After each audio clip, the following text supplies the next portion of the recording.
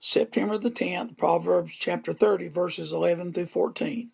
There is a generation that curseth their father and doth not bless their mother. There is a generation that are pure in their own eyes and are yet not as washed from their filthiness. There is a generation, how lofty are their eyes, and their eyelids are lifted up. There is a generation whose teeth are as swords, and their jaw teeth as knives, to devour the poor from off the earth and the needy from among men. The phrase that sticks out to me is, there is a generation.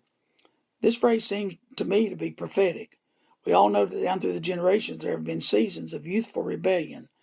For my era was the 60s. This time was characterized by the hippie, flag burning, draft dodging, pot smoking, long haired rock and roll generation. Visions of Woodstock and VW vans painted with purple flowers and demonstrations being held in the streets still run through my mind.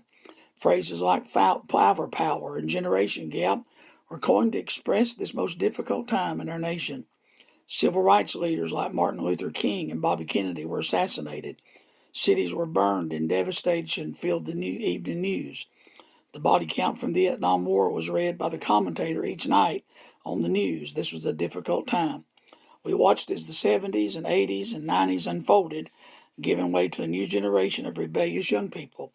School shootings and family murders are commonplace in our country.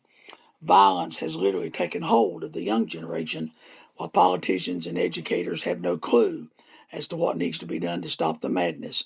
Even preachers raise their hand in frustration when trying to reach these rebellious youth. Now let's look at this verse with that phrase in forefront. There is a generation, seems to be here, now, today, and we were warned to be aware of it coming. Yet when we see it firsthand, it's hard to explain. But all this goes to the point of the depravity of man. Man without God can go lower than he ever imagined. To curse father and mother and to enjoy filthiness and violence seems impossible to believe.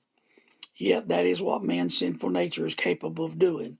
We need to remind ourselves of the only answer to this dilemma. It's Jesus Christ. He alone can take this kind of sinner and transform him into a saint. Let me remind you, the Bible says, such were some of you, but ye are washed. Thank God that you've been delivered from that awful sinful life. We need to make sure that our children and our children's children and our neighbors' children are all introduced to Jesus. He can take the generation that I speak of and turn them into the children that are walking in truth.